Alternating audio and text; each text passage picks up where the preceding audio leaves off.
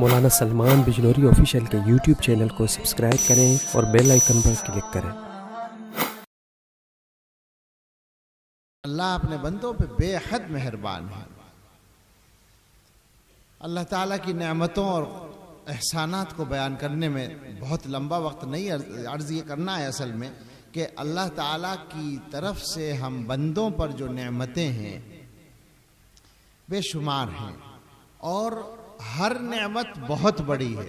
ऐसी ऐसी नेमतें कि अल्लाह ताला की तौफीक ना हो तो हमें ये पता भी ना चले, ये एहसास भी ना हो कि ये कोई नेमत है अल्लाह की।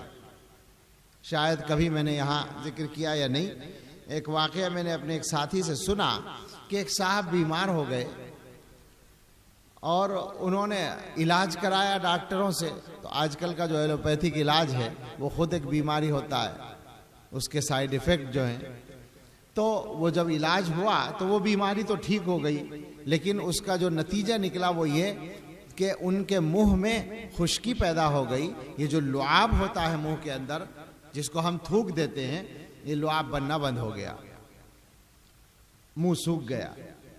अब पता ये चला, जरा गौर कीजिए कि ये लुआब, कभी सोचा हमने कि ये अल्लाह ताला की कोई बड़ी नेमत भी होगी? बड़ी क्या छोटी नेमत भी होगी, कभी भी ख्याल नहीं आता। लेकिन जब ये बनना बंद हो गया तो पता चला कि जनाब खाना नहीं खा सकते, इसलिए कि खाना मुंह के अंदर, हलक के अंदर जो जाता है वो इसी तरी की मदद से जाता है। सूखे मुंह में हलक से खाना नहीं उतर सकता।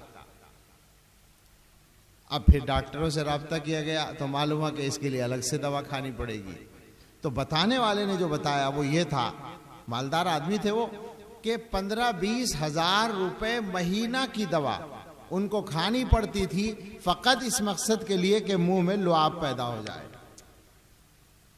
अब आप अंदाज़ा करें 15-20 हज़ार में पूरा घर चलता है और वहाँ सिर्फ एक लुक़मा निगलने की सलाहियत पैदा करने के लिए इतना खर्च करना पड़ रहा था। तो अल्लाह की नेमत कभी भी ख्याल नहीं आता कि अल्लाह की ये कोई नेमत है। ऐसी ऐसी नेमतें हैं अल्लाह ताला की कि जिनके नेमत होने का भी ख्याल नहीं आता। यही तो वजह है कुरान ने जो कहा है कि अगर अल्लाह की नेमतों को शुमार करना चाहो तो शुमार नहीं कर सकते। उसकी दोनों वजह हैं। ये वजह भी है कि अल्लाह की नेमतें बहुत ज़्यादा हैं, और ये वजह भी है कि ऐसी ऐसी नेमतें हैं कि नेमत होने का एहसास भी नहीं होता। तो अल्लाह की हर नेमत बहुत बड़ी, लेकिन इतना कहने की गुंजाइश है दलाइल की, शरीई दलाइल की रोशनी में, कि हम किसी नेमत को सबसे बड़ी नेमत कह सकें तो हम यूँ कहते हैं कि अल्लाह ताला ने अपने बंदों पर अपनी मेहरबानी से जो नेमतें फरमाई हैं, जो नेमतें अता की हैं, उनमें सबसे बड़ी नेमत ये है कि अल्लाह ने अपने बंदों की हिदायत के लिए अपने एक ख़ास बंदे को इंसानों में मबऊस फरमाया, सय्यदुल अव्वलीन वल आखिरीन रहमतुल लिल आलमीन हज़रत मुहम्मदुर रसूलुल्लाह सल्लल्लाहु ताला अलैहि वसल्लम इंसानों पर अल्लाह ताला की सबसे बड़ी नेमत है। और ये वो नेमत है जिसके नेमत होने को कुरान ने जतलाया, अल्लाह ताला ने बाकायदा एहसान जताया।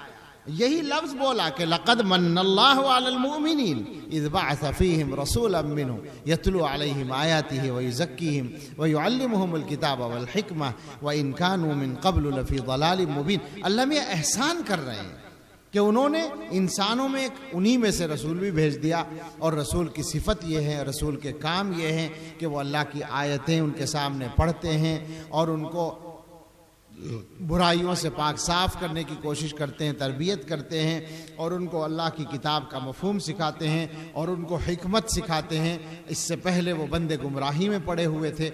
ये बाकायदा अल्लाह ताला ने एहसान जतलाया।